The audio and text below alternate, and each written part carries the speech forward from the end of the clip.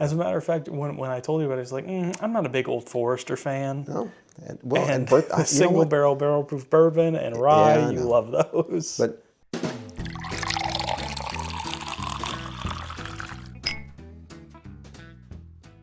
welcome back to Bourbon Theory. I'm Bill. I'm Josh. And today is another one as we're trying to figure out our top bourbons of the year. So this is OFO 1924, a 10-year-old, Yep. 100 proof. And we have tried this. We tried it at the Brown. Yep. And then we bought a bottle. Yes. And then last weekend, we were at a bourbon lottery, and the nice gentleman in front of us won this in the lottery and just said, Yeah, he said, you interested in handed this? it back to us. Yes, handed it back. Now, we had to purchase it. Yes, we did. But yeah. it was very nice of him. Very and nice. we did a lot of the same thing. Yeah. We Actually, passed. I passed on more bottles than I kept, and my number was called quite a bit.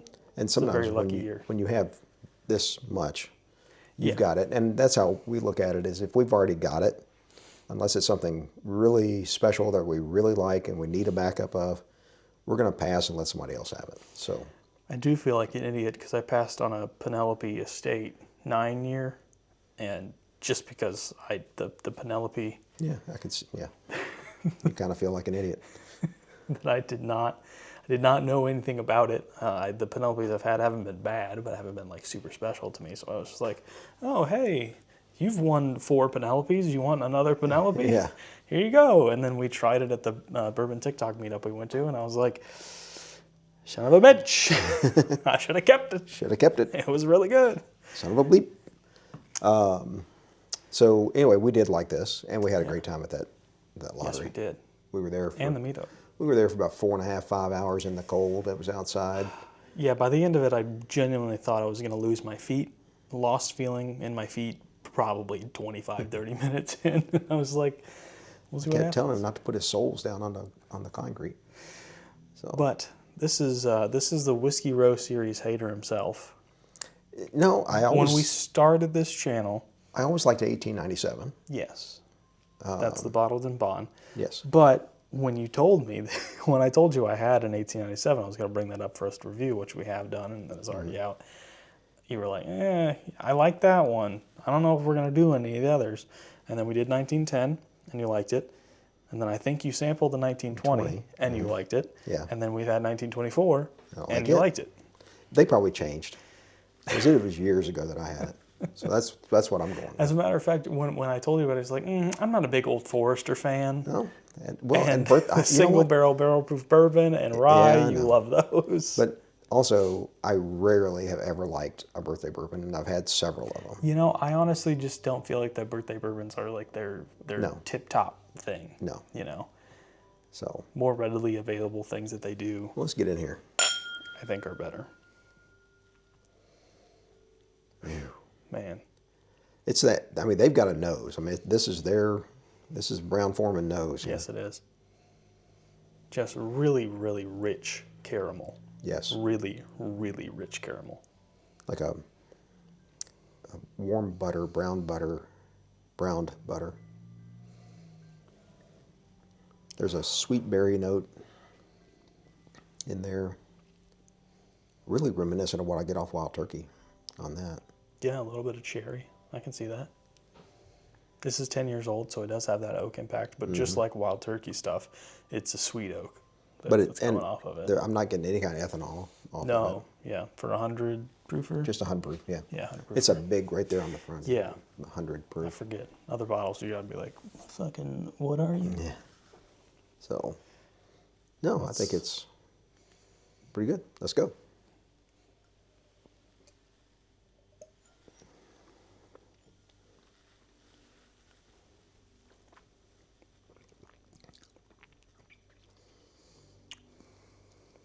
Get the oak, get some spice. Pepper. That sweetness is there.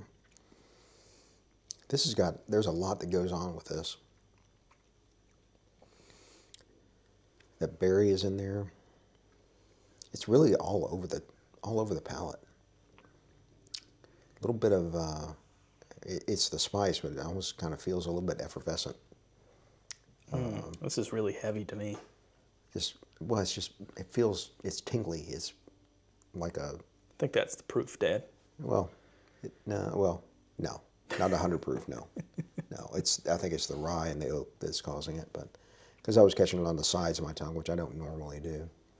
Like really, really nice oaky finish, and that the spice, it's a pepper spice, but it's really mild, not super like crazy peppery impact that you get on some bourbons.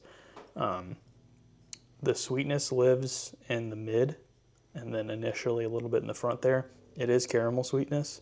Outside of that, there's not much. I'm not getting that berry note that you're getting. I am. It's not coming through for me. It's really, there's a lot in there. There is a lot. There's a lot in there. And for a 100 proof bottle to have this much complexity to it is pretty cool. Now, the 10-year-old, I think, makes a big difference in it.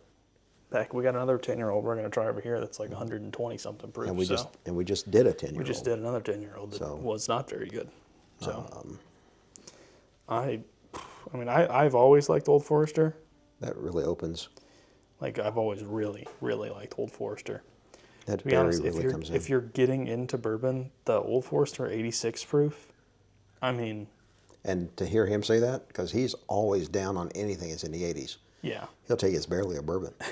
If you haven't noticed that. Just to begin drinking, find like a Basil Hayden's and then and there's a lot of expressions 86. in Basil Hayden. Man, those are two great bottles to grab if you're getting into it.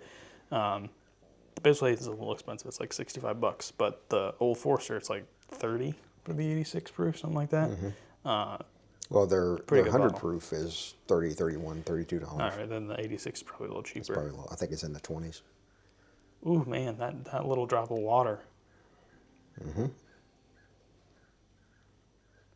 Caramel. Just so much caramel. Yeah, there is. It's caramel. It's got that like berry. it's like you're making it. You're sitting over the stove and you're making it. That oak is just a little. It's got a little bit of bitterness. Yeah, it's bringing in some astringent bitterness. There's a lot of sweet oak on it, but there's also just a hint of a little bitter oak.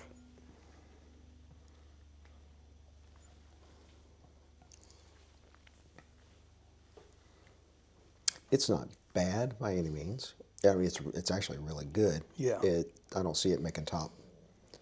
Don't think it's going to make the top for us. I think for me, I'll go ahead and call it. I think for me, it's a good solid B. Same here. So. Same here. Solid B. And by the way, we don't talk about those things before we do them. If you notice in our videos, there's not much in the way of editing that happens. There's not a lot of cuts. Just the beginning and the end. So that's why he leaves the stuff in there that I do that I say, don't leave that in there, and he does anyway. I'll leave all my gaffes in there too. So You anyway, might not believe me. it's pretty. It's good, very good. Yes. Glad we've got a couple of bottles of it now. It's not worth that secondary price. No, like $199 is secondary, and it's not. Yeah. And $119, I believe, is retail. And I think that's a little too high too. Yeah. Yeah, for what it is, I think it's a bit on the high side. Yeah. This is probably more of an $89, $90 bottle. Yeah. And really, when we look at some of their single barrels that we have, usually you can find those for $89 to $99. And the proof is much higher on them. Mm-hmm. Don't know the age necessarily, but still, I think I'd probably prefer those over this. And considering the rest of the Whiskey Row series lives between $40 and $60, true. This to be double the highest price. Highest point, right?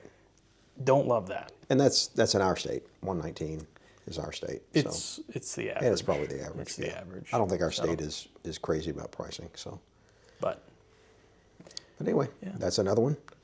And hit that like button. Hit that subscribe button. Tell your friends. We're trying to grow here. So we're just under 200 subscribers as of today on December 21st, 2024. And we are looking to increase that number. We want to get more word out there. We're looking at some possible collaborations that we want to do. Yeah. And we've already met up with one group in particular. Group of people. Yeah, great great group of people, the Brown Water Club out of Virginia, and great bunch of people, and invited us in and treated us like we'd been there forever. Yeah. I don't think I have everyone. They're mostly on TikTok. I don't know if I have everybody's TikTok handle, but if I will get as many as I know that I have, and I will put them in the description of this video. And we're going to be on TikTok more. Yeah. As long as I keep it open, we're going to be on TikTok more. So we look forward to getting that out there, and that's another way to look to grow over here on YouTube. So, but you're really going to see most of our content is going to be here on YouTube. Right here. So. Because we look much better on camera on YouTube than we do on TikTok. So guys, thank you for being with us as always. And like great bourbon, our videos get better with time. And please, take care of yourselves.